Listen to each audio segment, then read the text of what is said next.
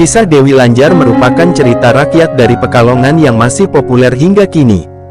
Sebagian percaya bahwa Dewi Lanjar adalah tokoh tidak nyata atau tokoh mitologi yang menjadi penguasa laut utara Jawa. Konon Dewi Lanjar memiliki kaitan dengan Kanjeng Ratu Kidul, yaitu penguasa laut selatan. Dewi Lanjar diyakini memiliki keraton gaib di pantai Pekalongan, Jawa Tengah, tepatnya sebelah Sungai Selamaran. Sebagian lainnya percaya bahwa Dewi Lanjar adalah tokoh spiritual yang memiliki sejarah panjang. Dewi Lanjar sangat dihormati oleh masyarakat pesisir utara. Mereka percaya bahwa Dewi Lanjar dapat memberikan perlindungan dan rezeki. Banyak nelayan yang sebelum melaut selalu meminta restu kepada Dewi Lanjar agar perjalanan mereka selamat. Kisah cinta Dewi Lanjar dengan suaminya yang tragis menjadi salah satu inti dari cerita ini. Kehilangan orang yang dicintai membuatnya memilih untuk menyendiri di tepi pantai. Meskipun begitu, cinta sejati tidak pernah mati. Dewi Lanjar tetap setia pada suaminya meskipun telah menjadi penguasa laut utara Jawa.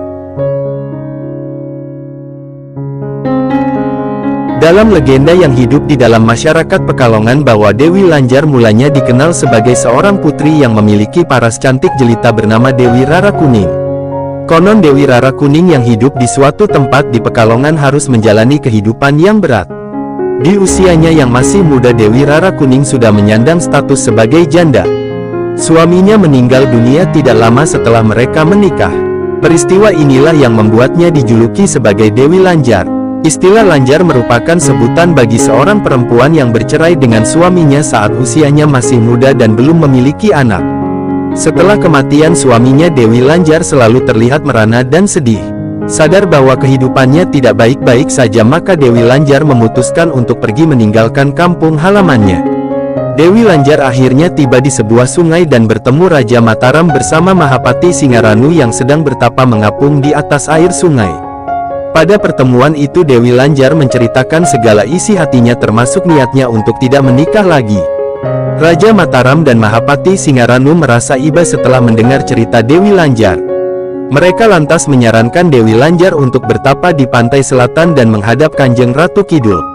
Maka Dewi Lanjar mencoba saran tersebut, kemudian pergi ke pantai selatan untuk bertapa. Berkat keteguhan dan keyakinan hatinya melaksanakan saran Raja Mataram, maka Dewi Lanjar dapat bertemu dengan Kanjeng Ratu Kidul.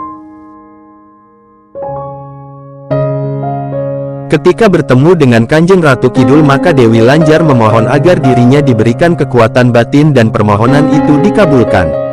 Suatu kali Dewi Lanjar diperintah oleh Kanjeng Ratu Kidul untuk mencegah Raden Bahu membuka hutan Gambiren di Pekalongan.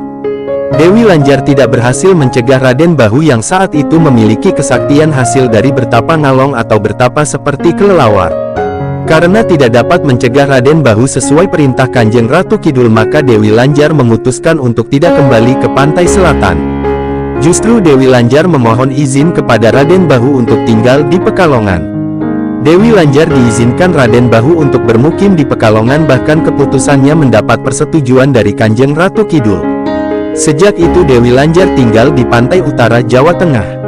Bagi masyarakat Pekalongan bahwa kisah tentang Dewi Lanjar menjadi warisan budaya yang terus dijaga kelestariannya. Dewi Lanjar dipercaya sebagai sosok dengan kekuatan untuk menjaga kehidupan mikrokosmos dan makrokosmos. Berikut hikmah kehidupan yang bisa dipetik dari kisah Dewi Lanjar, penguasa laut utara Jawa.